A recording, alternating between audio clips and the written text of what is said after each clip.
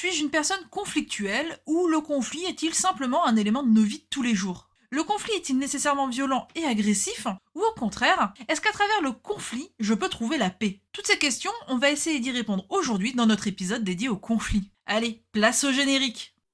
Voilà, on y est. Alors on arrête de blablater et on se met au travail. Ouvre grand tes oreilles, c'est important. Je suis pas bête, je sais que ça va pas être facile. T'as pas besoin de prendre des notes pour ça, enfin.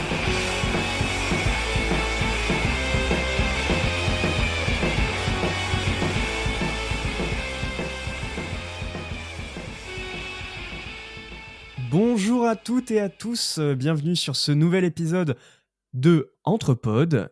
Bonjour Karna. Salut Maxime, comment tu vas? Eh ben super, j'allais te poser la question, comment vas-tu toi?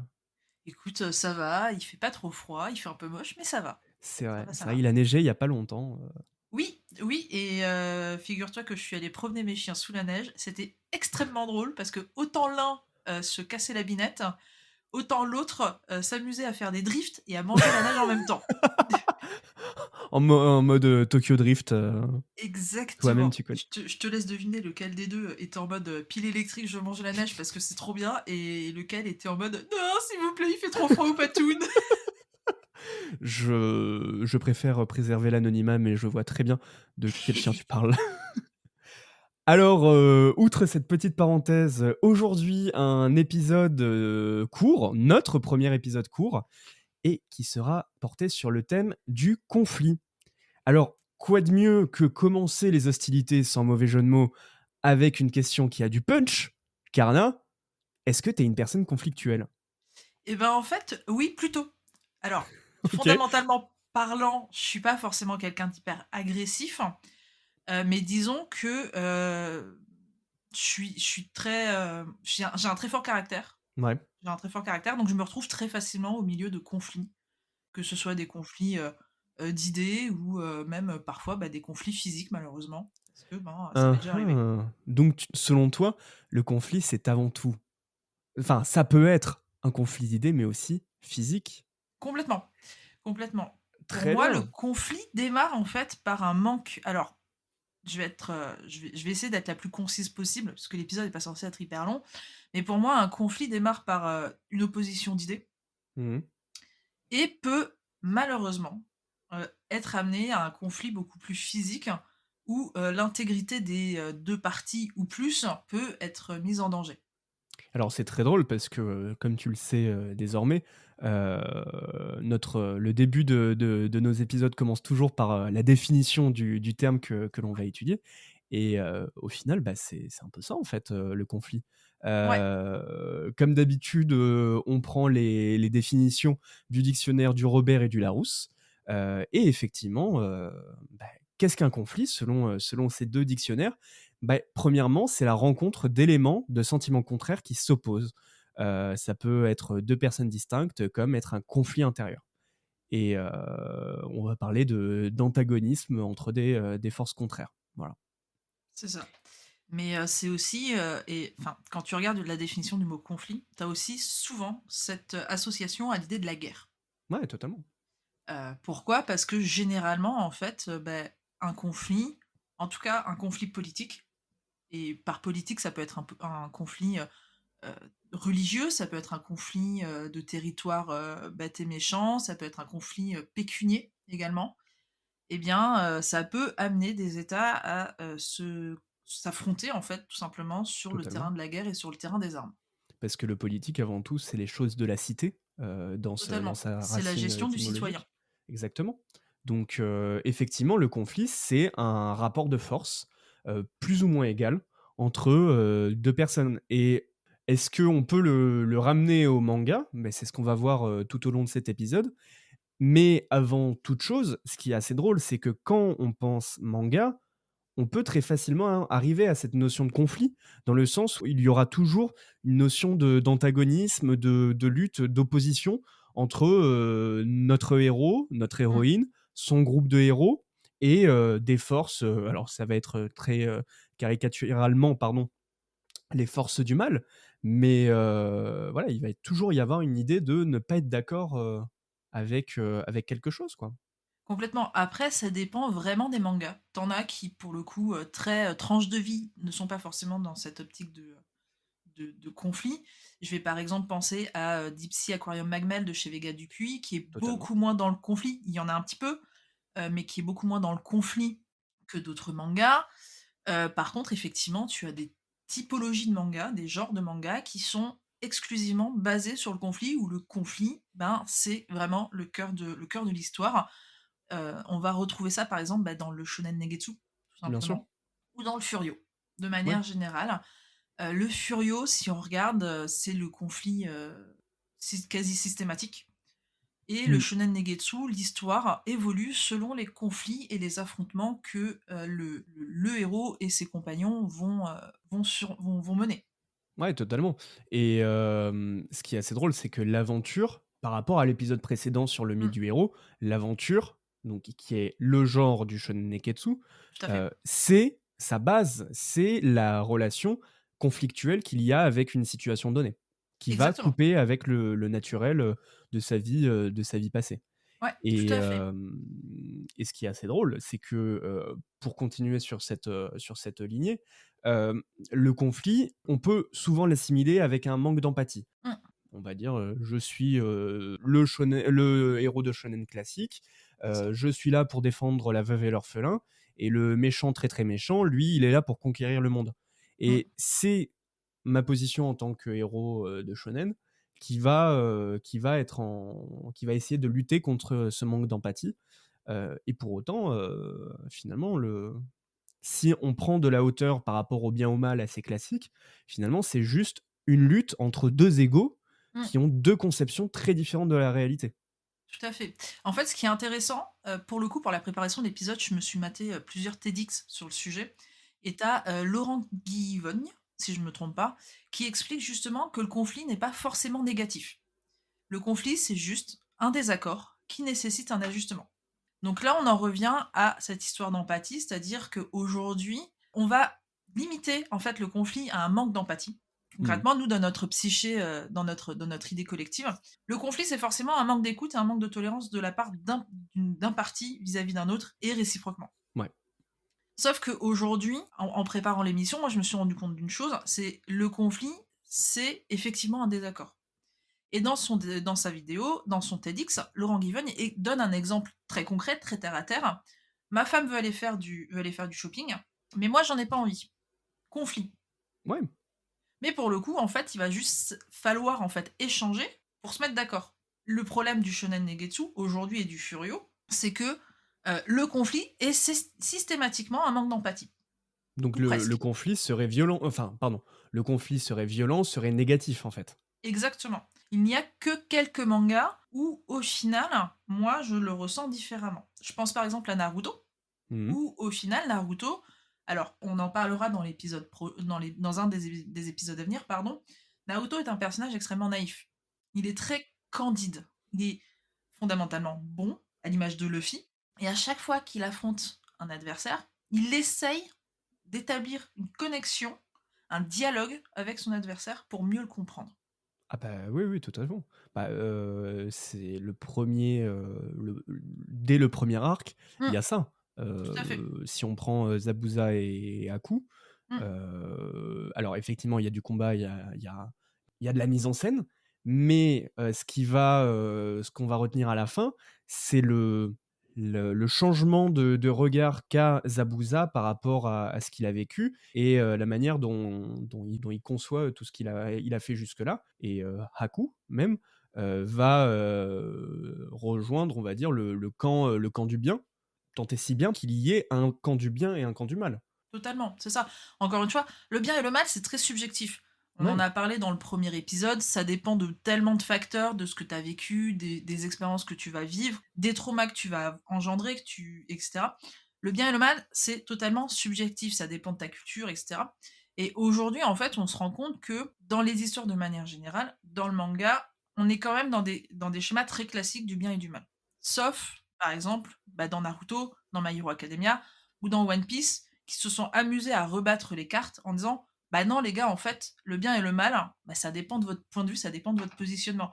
Et d'ailleurs, un moment, j'ai vu ces vidéos tourner sur, TikTok où beaucoup de créateurs de contenu reprenaient les propos, Doflamingo par rapport Oui. à la guerre. Mmh.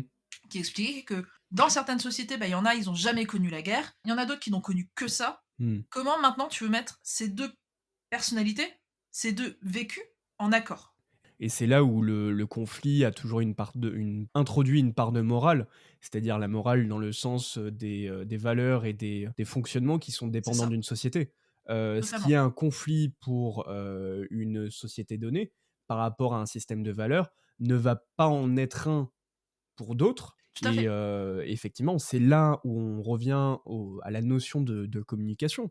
Parce que d'une autre manière, et je trouve que One Piece le fait excellemment bien dans cette idée de conflictualité, c'est le cas de l'arc Water 7. Mmh.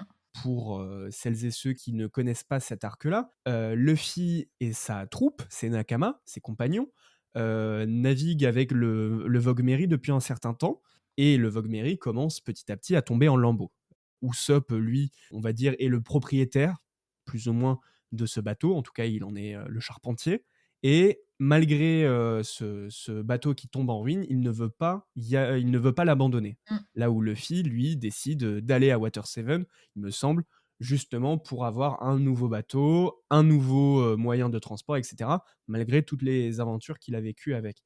Et c'est là où, effectivement, la communication dans le conflit transpire, c'est que on a eu une opposition conflictuelle radicale entre Usopp qui va décider d'abandonner toute la troupe, L'équipe. toute l'équipe, et Luffy, lui, qui va forcer Usopp à quitter le navire s'il ne veut pas suivre les ordres de son capitaine. Mmh. Et justement, il aura fallu tout un arc et la disparition de Usopp pour un nouveau personnage, si je peux dire, qui est Sogeking. Je sais pas si ça se dit comme ça, mais je l'ai toujours Je dit sais comme ça. plus exactement, mais oui, je Mais enfin, en tout cas, voilà, l'apparition de ce personnage qui est, on va dire, une ouverture, de l'ego de Usopp mmh, vers Luffy pour qu'il y ait à nouveau une communication et un rétablissement mmh, du statu quo. Et c'est là où on en arrive à se dire que le conflit, à travers la violence, le combat Luffy-Usopp, s'est réglé avec, un ton dramatique où rien n'était mmh. résolu. Et c'est du moment où le conflit en termes de communication, en termes de discussion, ce conflit-là, lui, pardon, a amené à aller de l'avant. Ouais, Donc par complètement. conséquent, le conflit dans le manga, est-ce qu'il est tout le temps violent et est-ce que le conflit, c'est la violence? Alors, c'est hyper intéressant parce que c'est vrai que psychologiquement parlant, on a tendance à imaginer que le conflit, c'est forcément de la violence. Or, c'est pas nécessairement vrai. On a déjà comme tu viens de le dire, on a une opposition, par exemple, entre Luffy et Usopp à ce moment-là, où c'est un conflit, entre guillemets, entre l'émotion et la rationalité. Mmh. Parce que du coup, il y en a un qui est en mode, «Non, je veux pas l'abandonner, c'est un compagnon, machin et cetera», et c'est toute l'émotion qui prend le dessus, Mmh. et l'autre qui essaye d'être beaucoup plus terre à terre en disant: «Non mais en fait, on peut plus continuer, il faut qu'on trouve une solution», mais qui est autant brisé qu'en fait Usopp. Totalement. Il y a un sacrifice dans les 2 cas. Exactement. Mais il y a quand même par ego, il y a quand même une difficulté de discussion, en tout cas de la part d'Usopp. Et tu retrouves exactement cette même logique dans un manga qui est récemment sorti chez Pika, Windbreaker. D'accord. Donc je sais pas si tu l'as lu? Alors non, malheureusement, mais j'en ai entendu beaucoup parler, Et ben pour le coup, dans Windbreaker, en fait, concrètement, l'histoire est relativement simple. C'est un Furio, pardon, un peu, plus ou moins comme tous les autres. On a, des adolescents qui se tapent un peu dans tous les sens et cetera, mais tu as une notion de protection de quartier, de protéger la vie paisible d'autrui. OK, ouais. Et surtout, en fait, dans ce manga-là, donc je ne me souviens plus, du nom de ce personnage, mais en gros, le chef, le président des Windbreakers est un personnage hyper charismatique, et il explique très clairement que pour lui, le conflit qui mène à un affrontement physique est un mode de communication. Parce que parfois, eh ben, on n'a pas les mots, on ne sait pas comment s'exprimer, on ne sait pas comment se faire entendre, bah, du coup, on se fout sur la tronche, et ça peut, justement amener à dénouer des problèmes de communication oraux, verbaux. Mmh. Et donc on a vraiment cette notion de le conflit peut être violent, mais ça peut être une communication comme une autre. Du moment que ça reste à un certain niveau. Et donc à ce moment-là, est-ce que, le conflit ne serait pas un peu inhérent, à l'humain? En gros, il parcourt la vie de celui-ci, de son enfance jusqu'à sa fin. Mais de toute façon, dans ta vie de tous les jours, tu as constamment des conflits. Ouais, Des ouais, conflits d'emploi du temps, des conflits d'idées ou, bah, typiquement, on le voit très bien sur les réseaux sociaux ou avec les créateurs de contenu où, bah, dès qu'ils publient un truc, tu as forcément un haters ou 2 ou 3 ou plus qui sont pas contents, donc confrontation d'idées. Alors, on a le principe des haters qui sont méchants pour être méchants, hein, qui sont méchants gratuitement, mais derrière, tu as quand même une confrontation, c'est quand même un conflit mmh, et surtout, nous, au quotidien, en tant qu'être humain, on est un conflit perpétuel. Bah, qu'est-ce que je vais manger? Comment je vais m'habiller? Comment je vais aller bosser? Comment je vais payer mon loyer? Comment ceci? Comment mmh. cela? Comment je m'identifie? Qui suis-je? Est un conflit. La simple question qui suis-je est un conflit. Donc en fait, on revient à un esprit plus ou moins cartésien, d'esprit critique. Le Complètement. conflit permet d'aller de l'avant et surtout de déranger nos présupposés. Parce qu'on met en opposition, dès lors, il y a un résultat. Ce qui est assez intéressant, c'est que le conflit, d'une certaine façon, comme tu l'as introduit, il peut être dirigé vers d'autres, mais aussi vers soi. Et c'est C'est là ça. où il y a l'idée de conflit interne, dont on parlait au Totalement. début de l'épisode. Totalement. T'as Vinland Saga, qui en parle très bien avec le personnage de Thorfinn. T'as Komi Scherstemo, Mmh, où Komi, ben, elle est atteinte d'une anxiété sociale qui est folle, mais elle va essayer de sortir de cette zone de confort et donc de rentrer dans ce processus de conflit pour aller à l'encontre de ses habitudes. mmh, À côté, tu as aussi Midnight Diner d'accord. qui explore en fait des conflits très individuels. C'est vraiment les conflits de la vie quotidienne, les conflits de, comme je te le disais, qu'est-ce que je vais manger? Comment est-ce que je vais lui dire que je veux rompre avec lui ou avec elle? Comment est-ce que je m'identifie? Est-ce que je suis un homme? Est-ce que je suis une femme ou pas? Est-ce que je suis, voilà, comment est-ce que je peux être moi-même? D'accord. Oui, il y a une recherche. En fait, Il il y y a a une une recherche recherche. personnelle, C'est ça. Et en parallèle, tu as aussi, alors ça, c'est un animé que j'adore et je le recommande très fortement, qui s'appelle Rain Wolves. bien sûr. Alors pour moi, c'est un énorme classique et je pense que j'en reparlerai dans d'autres épisodes, notamment si on aborde la question de l'écologie. Mais Rain Wolves, c'est le conflit du développement humain et de la techno versus la nature. Donc tu as aussi cette forme de conflit-là. De à quel moment ma vie va rentrer en conflit avec celle des autres? À quel moment ma vie va venir déranger mon existence, va venir déranger celle des autres et potentiellement les mettre en danger? Tu fais bien d'introduire la notion d'écologie et la dichotomie entre nature et civilisation. D'une certaine manière, ça me fait également penser à une série que je viens de terminer là actuellement, qui est Pluto, de Naoki Urasawa, disponible chez Kana. Excellente série. Et là où tu parlais de conflits entre hommes et nature, là c'est entre hommes et robots, entre on va dire un certain conservatisme Ouais, et l'idée de progrès, qui peut aller, trop loin. complètement, complètement. On est vraiment dans cette notion-là, hein. Et dans tous ces mangas, et j'aimerais terminer, notre développement sur cette interrogation-là. Dans tout ce qu'on a cité, est-ce que ces mangas, quand ils, traitent l'idée de conflit, est-ce que pour autant le conflit, il mène à une fin heureuse, à une happy end? J'ai envie de te dire oui et non, en fait, parce que ça dépend. Bien sûr. Enfin, ça dépend vraiment de ce que l'auteur cherche. Ça dépend, nous, comment on va le percevoir aussi. Parce que typiquement, on va prendre l'exemple de Vinland Saga. Je me souviens que les lecteurs, à un moment donné, ont commencé à péter une durite parce que, l'auteur n'allait pas dans leur sens à eux. Eux, ils voulaient de la baston, ils voulaient du conflit armé en permanence. Lui, il a dit: «Bah non, moi, c'est pas ça que je veux faire. Bien Moi, je sûr. veux explorer le conflit intérieur de Thorfinn et ce que vous voulez, en fait, moi, alors oui, je vous suis reconnaissant de lire mon œuvre, mais à un moment donné, en fait, j'écris aussi pour moi, quoi». Bien sûr. Et c'est ce qui fait toute la richesse du manga au final, parce que Complètement. de la violence, qui a jalonné tout notre podcast, Mmh. de la violence, on arrive à un conflit. De la Complètement. haine, on arrive à une remise en question. Et je pense que c'est tout l'intérêt de cet épisode, c'est de bien faire la différence entre qu'est-ce que la violence, qu'est-ce que la haine, Mmh. et qu'est-ce que le conflit. C'est C'est-à-dire ça. une position critique par rapport à nos actions. La Totalement. pensée par rapport à nos actes. Complètement et pour répondre à la question, il y a des mangas où effectivement tu peux avoir du happy ending. Bien sûr. On en connaît plein, hein. Naruto, ça se termine sur du happy end.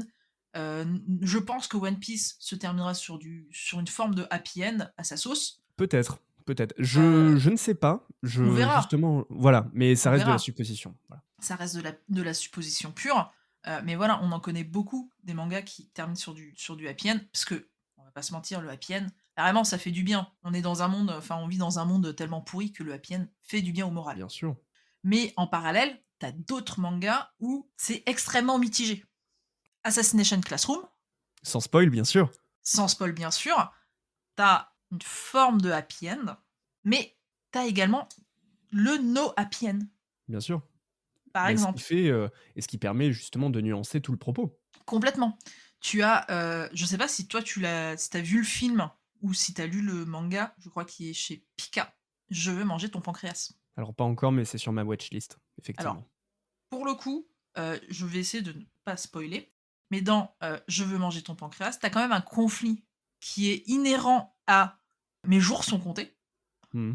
Comment déjà, à partir du moment où ton médecin te dit: «Bah, voilà, il vous reste tant de temps à vivre», c'est un conflit. Comment est-ce que je vais passer mes derniers instants? Mais en parallèle, tu as aussi l'idée de: «Comment je vais passer mes derniers instants? Mais je veux continuer à vivre». Ah oui, d'accord, très bien, OK. Tu vois ce que je veux dire? Totalement. Mais donc tu as ce conflit-là, mais tu n'as pas de happy end. Alors, c'est très drôle que tu cites, cet animé-là, parce que ça me fait penser à un autre manga, dont, le youtubeur, je ne sais pas, si vous connaissez, vous qui nous écoutez. Donc le youtubeur, Mister Enzor a fait une émission qui s'appelle Light Manga, sur un manga qui s'appelle Anbun no Tsuki ga Noboru Sora et qui parle de la même chose.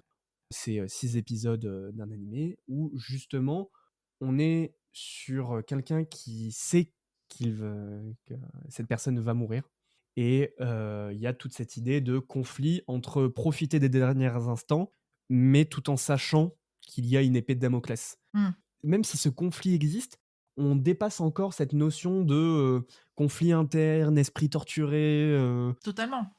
avec même un conflit qui n'aura jamais de réponse parce que, c'est un conflit existentiel.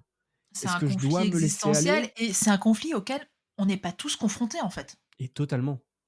C'est en soi, aujourd'hui, si tu regardes, moi, dans mon entourage, personne s'est retrouvé dans cette situation. Mmh, Je sais pas dans le tien, mais moi, dans le mien, personne s'est retrouvé face à la situation de: «Bah, il vous reste 6 mois à vivre». oui, totalement. Tu vois? Donc c'est compliqué et là, c'est compliqué de se mettre à la place de faire preuve enfin alors je dirais pas de faire preuve d'empathie, mais c'est compliqué de se mettre dans les chaussures de l'autre Oui, et de se dire: «OK, bah, je comprends pourquoi il ou elle réagit de cette façon». et pour autant, l'empathie, ça revient à ce qu'on disait, Mais dès le complètement. départ.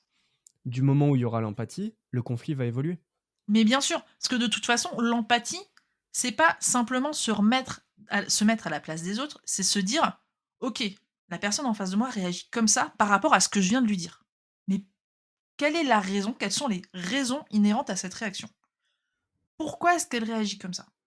Pourquoi est-ce qu'elle se braque? Pourquoi est-ce qu'elle devient agressive? Pourquoi est-ce que machin et cetera?» C'est ça, en fait, l'empathie. C'est pas Totalement. simplement se dire: «Ouais, OK, je me mets un peu à ta place». Non, c'est comprendre l'autre et essayer de se mettre à sa place avec ses bagages, avec son vécu. Bah, littéralement, l'étymologie, c'est souffrir, pathos et empathie, enfin, Ouais, le c'est préfixe souffrir qui pour veut dire l'autre. oui, et se mettre à la place d'eux, Mmh, comprendre l'intérieur, complètement la personne en soi. et c'est comprendre la personne en faisant abstraction de qui nous sommes. Exactement. C'est ça le plus important dans l'empathie. Et beh, je pense que ce sera sur, ces beaux mots que, on peut conclure, cet épisode. En Et bref, oui. quoi de mieux que le conflit pour avancer? Et surtout, lorsqu'on est en conflit, on évite de faire preuve de violence, Exactement, puisque la violence, c'est quoi? C'est tout simplement un besoin de domination de l'autre, exactement. alors que le conflit, il peut amener à de très belles choses. Pas de violence, c'est les vacances. Le conflit, c'est que le mardi. Ou le vendredi. Ou le vendredi, ça dépend du calendrier, faut faire attention. Mais ce qu'il faut retenir, en tout cas, c'est que la vie sans conflit, ça n'existe pas. Ça n'existe absolument pas. Et surtout que le conflit, ça peut vraiment amener à de très belles choses et qu'il faut y penser. C'est beau, c'est très beau. Oh, Je pense qu'on peut conclure sur ces mots-là. Carnage, je te remercie. Bah, merci à toi. Nous vous souhaitons une excellente journée, une excellente soirée en fonction de quand vous nous écoutez. N'hésitez pas à écouter les épisodes disponibles. Quand nous publions cet épisode, nous avons l'épisode sur les mythes du héros qui répond à celui-ci. Retrouvez-nous également dans 2 semaines pour l'épisode 3. Un Il sera un épisode, gros morceau! voilà, Hein? un gros morceau qui, je l'espère, vous plaira. D'ici là, prenez soin de vous. N'oubliez Ouais. pas, le manga est né livre et partout il est dans les cases. Ouh, Et on là j'ai bégayé, je le refais. Vas-y. N'oubliez pas, le manga est né livre et partout il est dans les cases. Ça a été un plaisir. Merci beaucoup, Karna. Merci à toi, Maxime. Et on se dit à très bientôt sur Entrepods. Salut! Bye.